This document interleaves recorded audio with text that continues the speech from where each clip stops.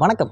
இன்றைக்கான காணொலியில் நம்ம எதை பற்றி பார்க்க போகிறோம் அப்படின்னா, சமீபத்தில் சீனர்கள் அவங்களோட 6ஆம் தலைமுறை போர் விமானத்தை வெளியிட்டிருந்தாங்க. அதை பற்றியும் நம்ம நிறைய தடவை பேசியிருப்போம்.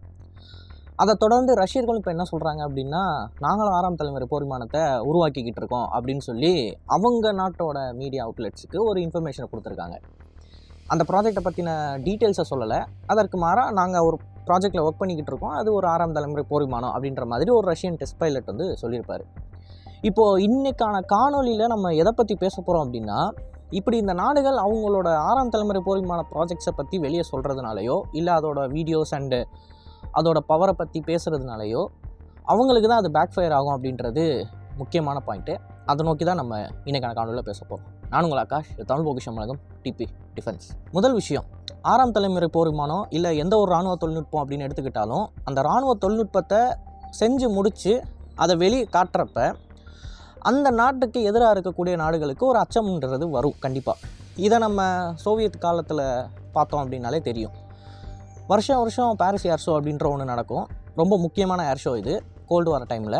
அப்போது அமெரிக்காவோட முக்கியமான இராணுவ அமைப்புகள் அவங்களோட ஆயுதங்கள் எடுத்துகிட்டு வருவாங்க, இன்னொரு பக்கம் சோவியத் யூனியன் எடுத்துகிட்டு வருவாங்க. ரெண்டு பேரும் சந்திக்கக்கூடிய ஒரு இடம் தான் இந்த பாரிஸ் ஏர் ஷோ. இந்த ஏர் ஷோவில் பல தடவை அமெரிக்கர்கள் வந்து அவங்களோட ப்ராடக்ட்ஸை டிஸ்பிளே பண்ணியிருக்காங்க அண்ட் சோவியத் யூனியன்ஸை டிஸ்பிளே பண்ணியிருக்காங்க.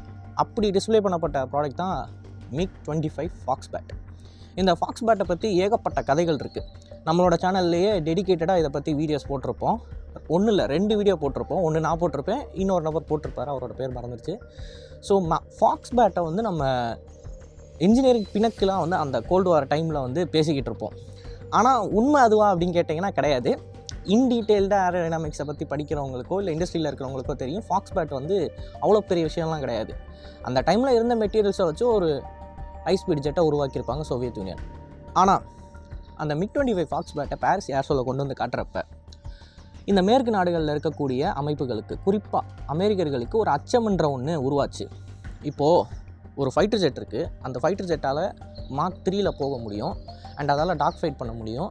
அதோட மூக்கு பகுதின்றது பயங்கர பெருசாக இருக்குது. அப்போது அந்த மூக்கு பகுதியில் ரொம்ப பவர்ஃபுல்லான ஒரு சர்ச் அண்ட் ட்ராக்கிங் ரேடார் இருக்கும். அது போக அந்த டைமில் long range air to air ஏவுகணைகள் அப்படின்ற ஒன்றும் பெருசாக பேசப்பட்டுக்கிட்டு இருந்துச்சு. ஸோ இப்படிப்பட்ட ஒரு ஜெட்டை சோவியத் யூனியன் உருவாக்கிட்டாங்களே, இந்த ஜெட்டை கவுண்டர் பண்ணுறதுக்கு நம்மக்கிட்ட எதுவுமே இல்லை அப்படின்னு சொல்லி அமெரிக்கன்ஸ் அந்த டைமில் அவங்களோட ஒட்டுமொத்த ஃபண்டையும் தூக்கி லாக்ஹீட் மார்ட்டினில் போட்டு, அவங்களோட முக்கியமான நிறுவனங்கள் ஏரோஸ்பேஸ் இண்டஸ்ட்ரீஸ் எல்லாத்துலேயுமே போட்டு மெக்டானல் டக்லஸ் கொண்டு வந்து இறங்குனாங்க F-15 அப்படின்ற ஒரு ஃபைட்டர் ஜெட்டை.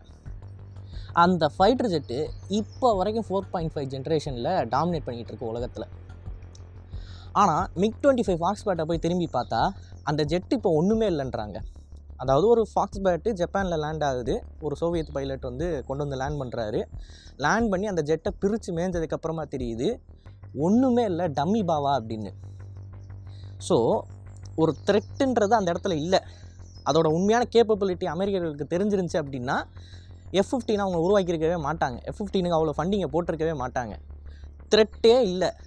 ஆனால் அந்த இல்லாத த்ரெட்டு அடுத்த 40 வருஷத்துக்கு அமெரிக்க விமானப்படையோட ஏர் டாமினன்ஸை உறுதி பண்ணிடுச்சு. இதுதான் இங்கே இருக்கிற பிரச்சனை. அண்ட் இதை இன்னும் டீட்டெயில்டாக பேசணும் அப்படின்னா, ஜாம்வால்ட் கிளாஸ் டெஸ்ட்ராயர்ஸை பற்றி நம்ம பேசலாம். அமெரிக்கா கிட்ட இருக்கிற ரொம்ப அட்வான்ஸ்டான வார்ஷிப்பில் இந்த ஜாம்வால்ட் கிளாஸை சேர்க்கலாம். இது ஒரு டெஸ்ட்ராயர், 13,000 டன் இருக்கும். இந்த 13,000 டன் வார்ஷிப்பு ரேடாரில் பார்த்தீங்க அப்படின்னா ஒரு ஃபிஷிங் போட் சைஸில் தான் தெரியும். அந்த அளவுக்கு ஸ்டெல்த்து. அது மட்டும் கிடையாது, இந்த ஜாம்வால்ட் கிளாஸில் யூஸ் பண்ண டெக்னாலஜிஸ் எல்லாமே கிட்டத்தட்ட ஒரு 15-20 வருஷத்துக்கு அப்புறம் வரக்கூடிய டெக்னாலஜிஸ். அமெரிக்காவை தாண்டி வேறு யாராவது கண்டுபிடிக்கணும் அப்படின்னா இன்னொரு 10 வருஷம் ஆகும். அவ்வளோ டெக்னாலஜிஸை யூஸ் பண்ணியிருக்காங்க.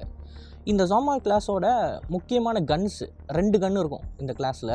அந்த 2 கன்னையுமே ஸ்டெல்த்தியாக உருவாக்கியிருப்பாங்க. ஒரு கன்னை வந்து ஸ்டெல்த்தியாக நம்மளால் உருவாக்க முடியாது. ஏன்னா அந்த கன்னோட அந்த பேரலை வந்து நம்ம ஸ்டெல்த்தியாக உருவாக்க முடியாது. என்ன தான் நீங்கள் ஸ்டெல்த்து கோட்டிங்லாம் போட்டாலும் ரேடாரில் அது பச்சையாக தெரியும். அப்படி இருக்கிறப்ப அந்த பேரலையே வந்து அவங்க உள்ளே கொண்டு போகிற மாதிரி ஒரு மெக்கானிசம் உருவாக்கி ஃபயர் பண்ணுறப்ப மட்டும் அந்த பேரல் வெளியே வந்து ஃபயர் பண்ணிவிட்டு திருப்பி மறுபடியும் உள்ளே போகிற மாதிரி உருவாக்கியிருப்பாங்க.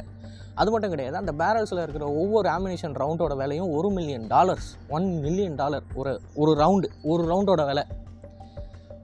அவ்வளோ காஸ்ட்லியாக அந்த பேட்டில் ஷிப்பை உருவாக்கிட்டு, அவ்வளோ ஹைடெக்காக உருவாக்கிட்டு அதில் வெறும் 2-3 தான் கட்டியிருக்காங்க. 32 கட்ட வேண்டியது 2-3 தான் கட்டியிருந்தாங்க. ஏன் அப்படின்னு கேட்டிங்கன்னா, உடனடியாக அமெரிக்காவில் இருக்கக்கூடிய காங்கிரஸ் அவங்க உள்ளே வராங்க, வந்து இவ்வளோ பணம் செலவு பண்ணி இந்த பேட்டில் ஷிப்பை உருவாக்கியிருக்கோமே, இதனோட பயன் என்ன? உலகத்தில் இந்த பேட்டில் ஷிப்பை கவுண்டர் பண்ணுற அளவுக்கு தொழில்நுட்பம் வேறு யாருக்கிட்டையுமே கிடையாது. ரஷ்யன்ஸ்கிட்ட கிடையாது, சீனர்கள்ட்ட கிடையாது, எந்த கண்ட்ரிக்கிட்டையும் கிடையாது. அப்படி இருக்கிறப்ப எதுக்கு நம்ம இவ்வளோ காசு செலவு பண்ணி இந்த பேட்டில் ஷிப்பை உருவாக்கணும் அப்படின்னு சொல்லி அந்த ப்ராஜெக்டை கட் பண்ணிவிட்டு ஆர்லிபர்க் டெஸ்ட்ராயர்ஸை அதிகமாக உருவாக்க ஆரம்பிக்கிறாங்க.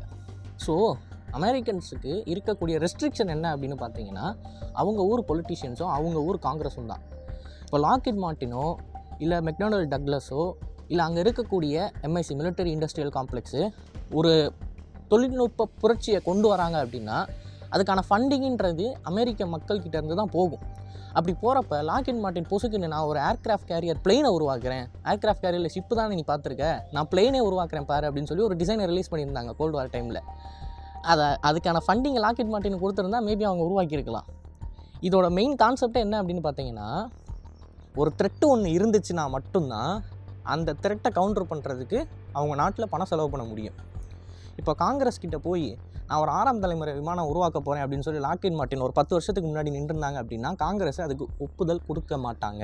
ஏன்னா அப்போ இருந்த F-22 ஏர் சுப்பீரியாரிட்டியவே யாராலையும் மேட்ச் பண்ண முடியல, F-22 ராப்டரே யாராலையும் மேட்ச் பண்ண முடியல. அப்போ காங்கிரஸ் கேட்பாங்க, ஏண்டா 5ஆம் தலைமுறை போர் விமானத்தை இன்னும் யாராலையும் மேட்ச் பண்ண முடியல, நீங்கள் எதுக்கு 6ஆம் தலைமுறைக்கு அது இவ்வளோ ஃபண்டிங் நான் கொடுக்கணும் அப்படின்பாங்க. ஆனால் இப்போ பார்த்தீங்க அப்படின்னா சீனர்கள் என்ன பண்ணியிருக்காங்க, அதிக பிரசங்கித்தனமாக, நான் ரொம்ப கடுமையாக சொல்கிறேன் அப்படின்னு நினைக்காதீங்க, ஏன்னா இதனால் நமக்கும் தான் பிரச்சனை. இவங்க ஒரு ப்ராப்பரான என்ஜினே அவங்கக்கிட்ட கிடையாது.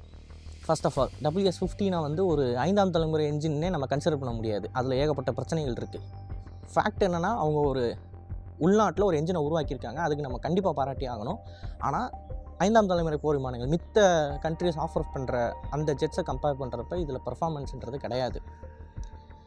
இப்போது அப்படிப்பட்ட டெக்னாலஜிஸை வச்சுக்கிட்டு எக்ஸிஸ்டிங்காக இருக்கிற ஒரு சில விஷயங்களை கொண்டு வந்து ஒரு ஜெட்டை பறக்க விட்டுட்டு, இப்போ இவங்க பறக்க விட்டதால் யூஎஸ் ஏர்ஃபோர்ஸ் என்ன பண்ணுவாங்க, காங்கிரஸ் கிட்டே போய் பாருங்கள் சீனா கிட்ட 6ஆம் தலைமுறை போர் விமானம் இருக்குது, அது ஒரு த்ரெட்டே கிடையாது, அது ஒரு மேட்ரே இல்லை.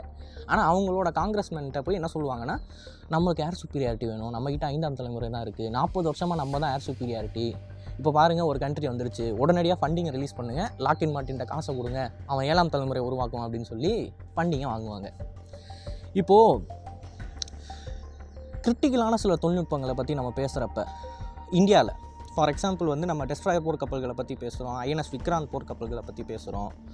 இப்படி நம்ம பேசுகிறது மட்டும் இல்லாமல் மினிஸ்ட்ரி ஆஃப் டிஃபென்ஸே வந்து ஐஎன்எஸ் விக்ராந்த் போர்க்கப்பலை இன்டெக்ட் பண்ணுறப்ப ஏகப்பட்ட மீடியா சேனல்ஸ் கூப்பிட்டு அந்த போர்க்கப்பலில் வச்சு இன்டர்வியூஸ் கொடுத்தாங்க. அதோட வீடியோஸ், எக்ஸ்க்ளூசிவ் ஃபோட்டோஸு, உள்ளே எப்படி ஆப்ரேட் ஆகுது, எத்தனை மெம்பர் தேவைப்படும் இந்த கப்பலை ஆப்ரேட் பண்ணுறதுக்கு, எந்த ஏர்க்ராஃப்டை நம்ம ஆப்ரேட் பண்ணுவோம், அந்த ஏர்க்ராஃப்டோட கேப்பபிலிட்டி என்ன அப்படின்னு சொல்லி தெளிவாக நம்ம ஒரு டாக்குமெண்ட்ரி மாதிரி ரிலீஸ் பண்ணியிருப்போம்.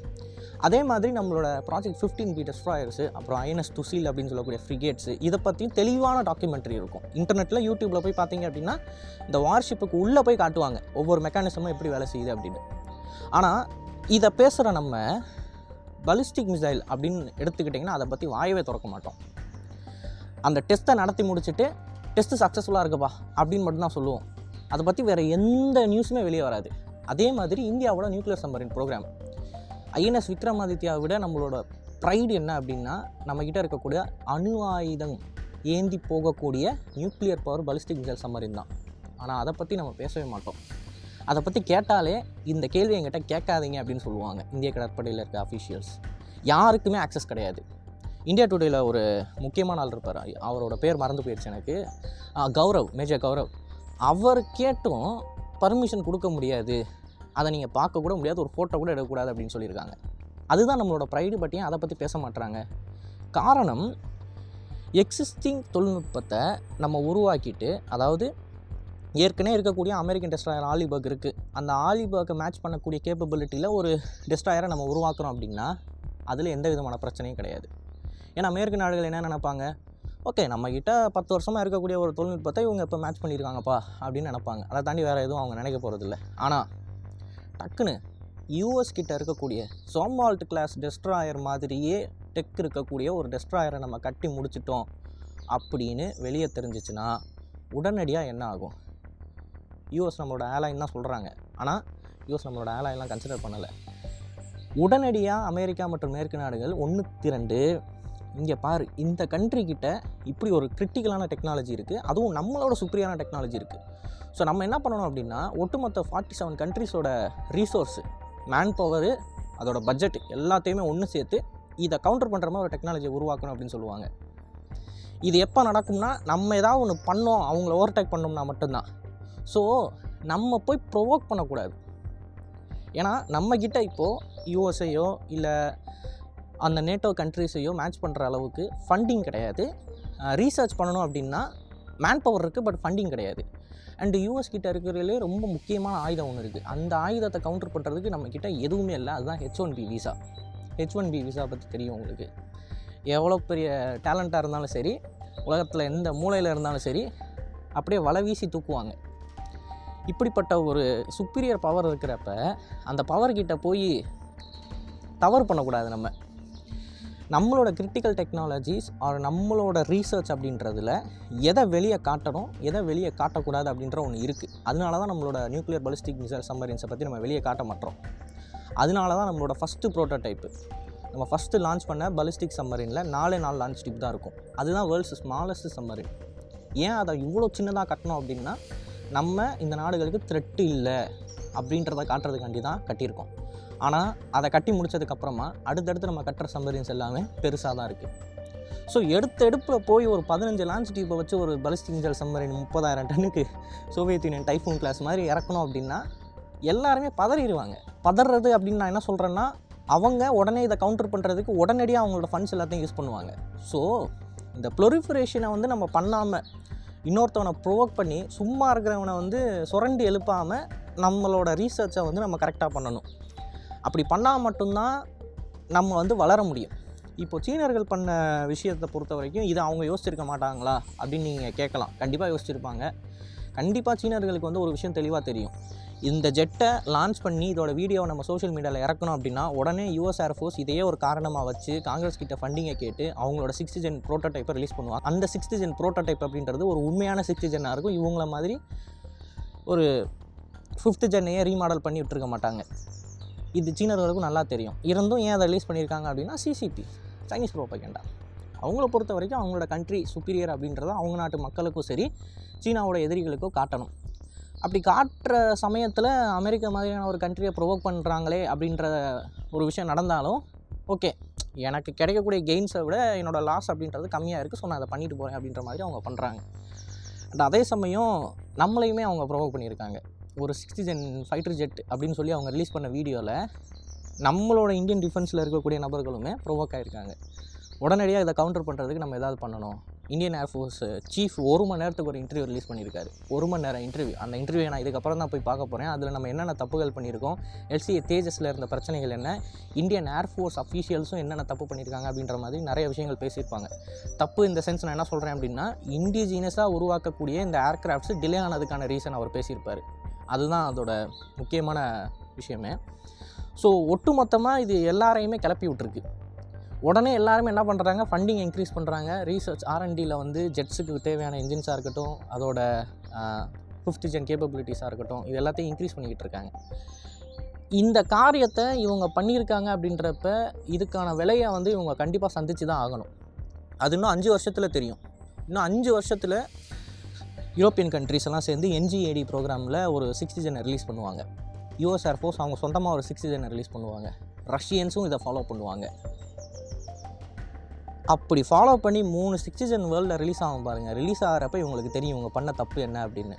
ஏன்னா லெட்ஸ் பி ஹானஸ்ட், சைனீஸ் ப்ரோபகண்டாவுக்கு பிபி ஊதுற ஆளுங்கக்கிட்ட தான் வந்து நம்ம பேச முடியாது. ஏன்னா அவங்க தான் சுப்பீரியர் அப்படின்னு நினச்சிக்கிட்டு இருப்பாங்க. பட் உண்மை ஃபேக்ட் என்ன ரீசர்ச் பண்ணியிருக்காங்க, அவங்க இதுக்கு முன்னாடி என்னென்ன உருவாக்கியிருக்காங்க, அவங்களோட கேப்பபிலிட்டிஸ் என்ன, அவங்க எத்தனை கண்ட்ரிஸ் கிட்ட சேல் பண்ணியிருக்காங்க, அப்படி சேல் பண்ண கண்ட்ரிஸ் வந்து என்ன கன்சிடரேஷனில் இவங்க கிட்ட இருந்து ஆயுதங்களை வாங்கியிருக்காங்க அப்படின்ற விஷயங்கள் எல்லாம் நம்ம பாயிண்டாக பேசணும்னு வச்சுக்கோங்களேன், தெளிவாக தெரியும். அந்த அளவுக்குலாம் சுப்பீரியர் கிடையாது இவங்க. பட் ஒரு ஒர்க்கிங் MIC மிலிட்டரி இண்டஸ்ட்ரியல் காம்ப்ளெக்ஸை அவங்க கட்டி காமிச்சிட்டாங்க, உருவாக்கி காமிச்சிட்டாங்க. ஆனால் அதை தாண்டி டெக் சுப்பீரியாரிட்டியில் வந்து இன்னமும் அவங்க லேக் ஆகிட்டு தான் இருக்காங்க. அது எல்லாருக்குமே தெரியும், விஷயம் தெரிஞ்சவங்களுக்கு தெரியும். ஸோ வீடியோட கன்க்ளூஷனில் நான் என்ன சொல்கிறேன் அப்படின்னா, சில டெக்னாலஜிஸை சில நேரங்களில் நம்ம வெளியே பேசக்கூடாது, சீக்ரெட்டாக தான் வச்சுக்கணும். அப்படி சீனர்கள் இந்த 6th ஜென் டெக்னாலஜியை சீக்ரெட்டாக வச்சுருந்துருக்கணும். அதை இப்படி பப்ளிக்கு போட்டு காமிச்சிருக்க கூடாது.